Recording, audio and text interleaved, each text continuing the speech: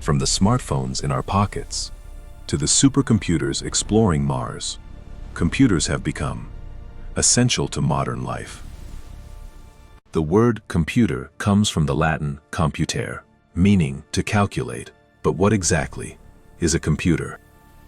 A computer is an electronic device that accepts input, stores data, processes information, and produces output. Today, computers are everywhere, from MP3 players to fighter jets, from children's toys to industrial robots. Computers are the fastest computing devices we've ever created, capable of performing billions of calculations per second. But computers haven't always been electronic. Let's journey back 5,000 years to the world's first computing device. The abacus, invented about 5,000 years ago in China, used sliding beads on a rack to perform calculations. It may be considered the first computer. In 1694, German mathematician Gottfried Leibniz created a mechanical calculator using a system of gears and dials for addition, subtraction, and multiplication. In 1822, Charles Babbage designed the difference engine, a machine to perform differential equations, the foundation of modern computing. 10 years later, Babbage designed something even more ambitious: the analytical engine, the world's first general-purpose computer. In 1889, Herman Hollerith invented the tabulating machine, using punch cards and electrical circuits to automate the U.S. Census, a breakthrough in data processing. By 1931, Vannevar Bush created a machine that could solve complex differential equations using mechanical integrators and interconnected shafts, a marvel of analog computing. But the real revolution came in 1940 when computers went electronic. In 1946, ENIAC was unveiled. The electronic numerical integrator and computer. It was 1,000 times faster than any mechanical computer and filled an entire room. In 1945, mathematician John von Neumann proposed a revolutionary idea: store both programs and data in the same memory, the foundation of all modern computers. Then in 1948 came the invention that changed everything: the transistor, a tiny electronic switch that would replace thousands of vacuum tubes. By 1958, Jack Kilby took it further: the integrated circuit.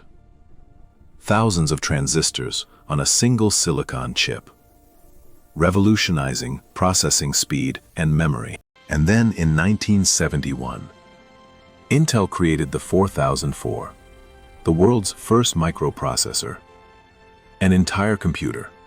The CPU, memory, input and output controls, all on a single chip. In 1981, IBM launched the personal computer.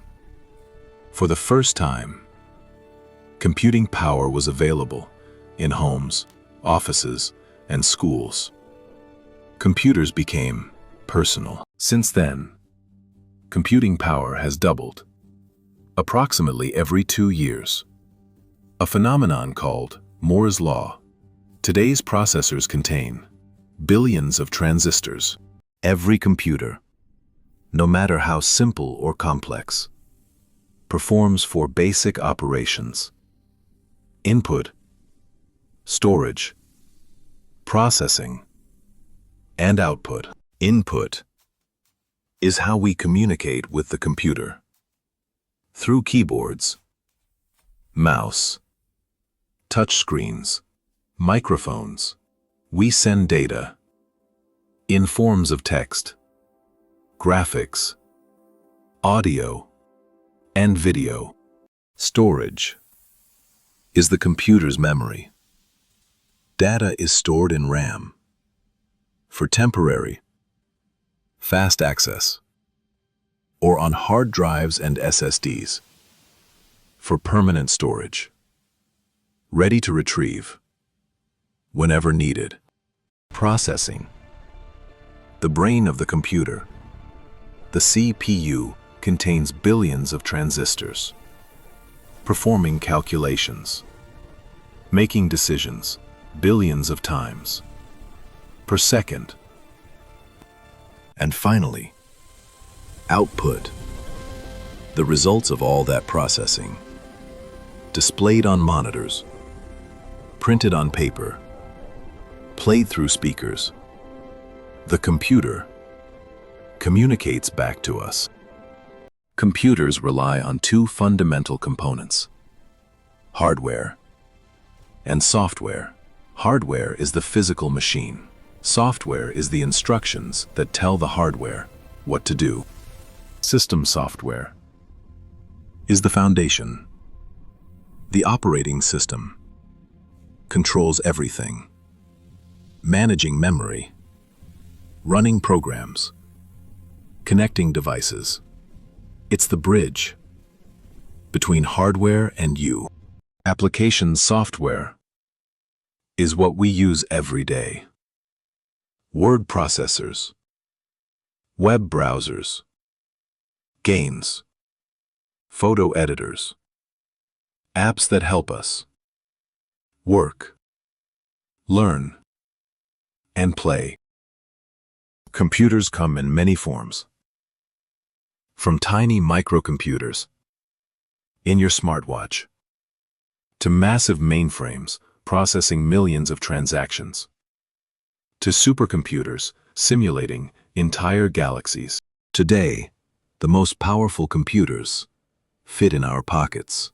Smartphones contain processors more powerful than the computers that sent humans to the moon. The keyboard, our primary input device.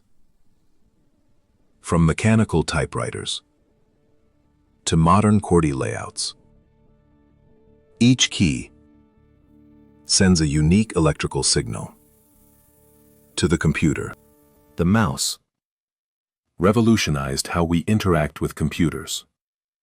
From mechanical balls to laser precision, moving a physical device to control a virtual pointer on screen. Touchscreens eliminated the barrier between input and output. Your finger becomes the cursor. Capacitive sensors detect the electrical properties of your touch. Monitors transform digital data into visual information. From bulky CRT tubes to paper-thin OLED displays, millions of pixels lighting up 60 times per second. Printers create permanent physical output. Inkjet printers spray microscopic droplets. Laser printers use electrically charged toner, transforming digital files into tangible documents. Today, computers are everywhere. In our homes, our cars, our pockets, even in our watches. The modern world is powered by computation. Modern computers perform calculations that would take a human thousands of years in just milliseconds.